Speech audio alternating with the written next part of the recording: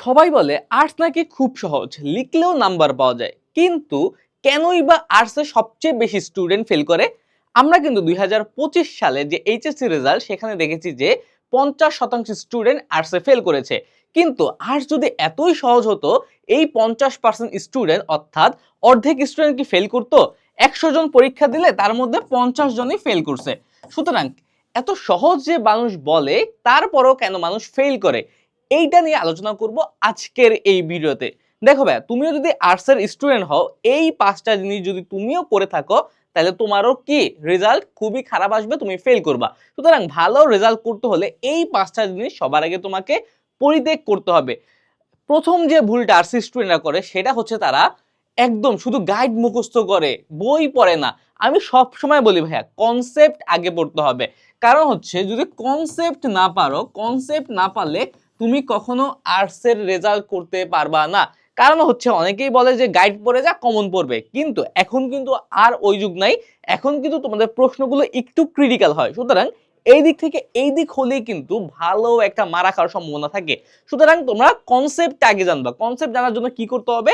Text book পড়তে হবে, text book পড়তে হবে, টেক্সট বুক।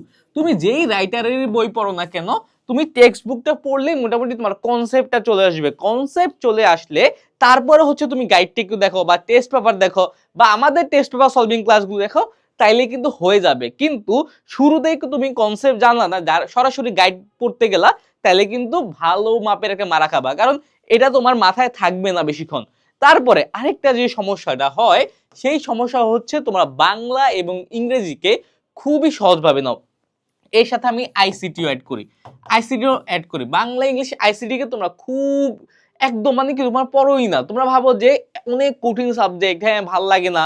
তোমরা ঘুরে ফিরে কোন সাবজেক্টগুলো পড়ো, পড়তে বসলেও যেগুলো তোমার পড়তে ভাল লাগে। কিন্তু ভাইয়া এই একটা জিনিস, ফেল কিন্তু 10টা সাবজেক্টে ফেল করলেও ফেল, আবার একটা সাবজেক্টে ফেল করলেও কিন্তু কি সেই ফেলই। সুতরাং এক বছর কিন্তু তোমার এমনিও যাবে অমনিও যাবে। সুতরাং দেখা গেছে এইচএসসি 25-এর যে রেজাল্ট, সেইখানে সবচেয়ে বেশি মানুষ ফেল করছে আইসিটিতে, ইংলিশে, বাংলায়, ইবিআইতে। এই আইসিটি ইংলিশ বাংলায় কেন ফেল করে? এটার কারণ হচ্ছে, এক নাম্বার হচ্ছে বাংলার ক্ষেত্রে বলি বাংলা সেকেন্ড, তারপরে ইংরেজিতে ফার্স্টেও ফেল করে, ইংরেজি সেকেন্ডেও ফেল করে। তারপরে তারপরে আইসিটিতে আল্লাহ দিলে এমসিকিউ তো পারে না, সিকিউও পারে না। এই কারণে তারা বারবার ফেল করে যায়। আর ওই যে ফেল মানে তো ফেলই, সুতরাং তারা আর ঘুরে দাঁড়াতে পারে না। আর্টসের স্টুডেন্টরা মনে করে কি যে বাংলা ইংলিশ আইসিটি এগুলো সায়েন্সের পড়া, অনেক কঠিন। কিন্তু আদৌ কি এটা সত্য? এটা কোনো মতেই সত্য না। এখন থেকে তোমার বাংলা ইংলিশ আইসিটির দিকে ভালো একটা ফোকাস করতে হবে। তারপরে তোমরা আরেকটা যেই ভুল করো, তোমরা হচ্ছে লিখে প্র্যাকটিস করো না। তোমরা কি করো যে গাছের পাতা সবুজ, গাছের পাতা সবুজ, এভাবে জাস্ট পড়েই যাও।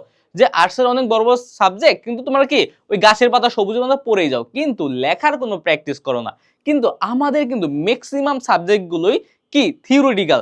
যেমন তোমার সায়েন্সে তোমার অল্প চিত্রাঙ্কন বা ম্যাথ, এগুলো করলে কি নাম্বার চলে আসে, সময় তুলনামূলক কম লাগে, কিন্তু তোমাদের কিন্তু লিখে নাম্বার নিতে হয়।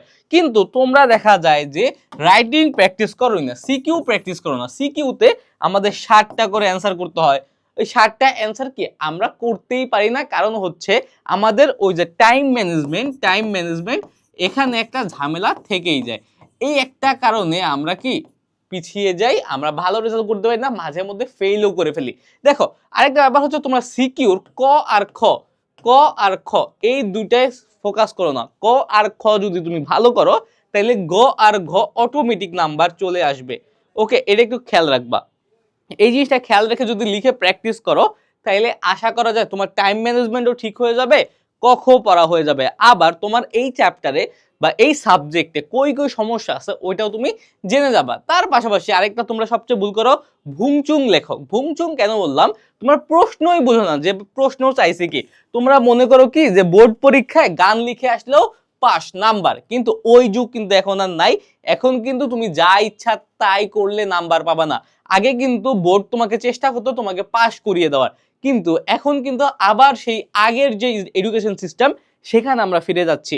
তার মানে কি, যে বোর্ড সর্বাত্মকভাবে চেষ্টা করবে তোমাকে কিভাবে ফেল করানো যায়। সুতরাং তোমার আগে প্রশ্ন বোঝা লাগবে, প্রশ্নটা কোথা থেকে আসছে এটা মাথায় নেওয়া লাগবে। তারপরে দেখা লাগবে যে ক আর খ এই দুটো প্রশ্নের উত্তর পারো কিনা, তারপর লিখতে হবে। তোমরা কি করো যে উদ্দীপকের গুরুত্ব অপরিসীম, উদ্দীপকের গুরুত্ব অপরিসীম, তারপর উদ্দীপকটা উঠায় দিয়ে আসো। এইভাবে কি কখনো তুমি নাম্বার পাবা? পাবা না কিন্তু। ম্যাক্সিমাম স্টুডেন্ট এইখানে, যেমন আমরা কিন্তু অনেক স্টুডেন্টের সাথে সার্ভে করার জন্য আমরা সরাসরি যোগাযোগ করেছি, তারা এই একটা ভুল করছে। তার এই ভুলগুলা কিন্তু সকলের কমন মিস্টেক ভাইয়া। এই ভুলগুলো যদি তুমিও করো, তোমারও কান্না করতে হবে ভবিষ্যতে। আরেকটা হচ্ছে শেষ মুহূর্তে সিরিয়াস হওয়া। তোমরা শুরু থেকে সিরিয়াস হও না, তোমরা সিরিয়াস হও কবে জানো? পরীক্ষার এক সপ্তাহ আগে। এক সপ্তাহ আগে তোমরা সিরিয়াস হও। কিন্তু এক সপ্তাহ আগে তুমি কি সিরিয়াস হলো লাভ আছে?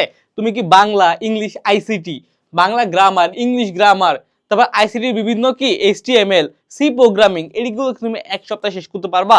বা এক মাস এই শেষ করতে পারবা? পারবা না কিন্তু ভাইয়া। এইচএসসি 26 তোমাকে বলছে এই কথাটা। HSC 26 be careful.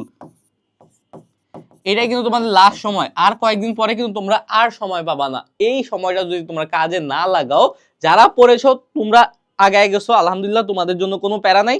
কিন্তু যারা এখনো পড়ো নাই, তোমরা কিন্তু একদম লাস্ট সীমায় আছো। তোমার এখন দেখা লাগবে যে কিভাবে আমি অল্প সময়ের মধ্যে শেষ করতে পারি।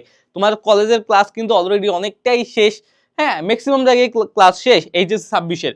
কিন্তু এইচএসসি 27 তোমরা যারা আছো, তোমরা কিন্তু এখন থেকেই পড়া শুরু করো। এখন থেকে নোট করে করে পড়ো।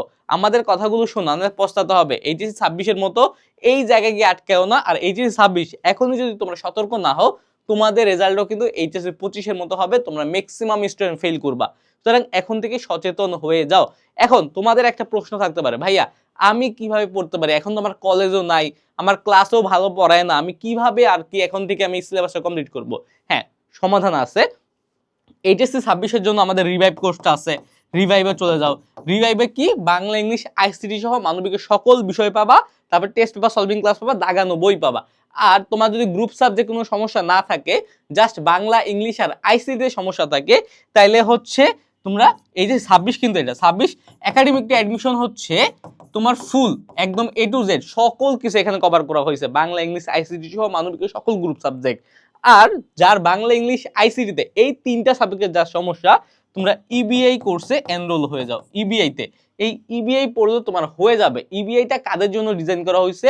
যারা অল্প সময়ের মধ্যে একদম 1.5-2 মাসের মধ্যে বাংলা, ইংলিশ, আইসিটিতে একদম A+ পেতে চাও, তাদের জন্য ইবিআই। আর যদি ইন ডিটেলস পড়তে চাও, বিশেষ করে এইচএসসি 25, এইচএসসি 26, তোমরা এই একাডেমিক অ্যাডমিশন নিতে পারো। আর হচ্ছে এইচএসসি 27-এর জন্য, একাডেমিক টু অ্যাডমিশন তোমরা এখানে সকল ক্লাস পেয়ে যাবা। সুতরাং আর সময় ওয়েস্ট করো না, এখনই গিয়ে পড়তে বসো। আমাদের দাগানো বই কিন্তু সব চলে আসছে, দাগানো বইগুলো পড়ো। এখন বিশেষ করে এইচএসসি 26 তোমাদের কিন্তু বেশি সময় নাই। তোমার যদি বই একদম পড়তে একদম সময় নাই থাকে, আমাদের দাগানো বইগুলো পড়ো। এখানে ইম্পর্টেন্ট লাইনগুলো হাইলাইট করে দেওয়া আছে, ওইগুলো পড়লে আশা করি হয়ে যাবে। ওকে, আজকে এই ভিডিওটা এই পর্যন্তই। আবার দেখা হবে, সেই পর্যন্ত সুস্থ থাকো, ভালো থাকো। আসসালামু আলাইকুম।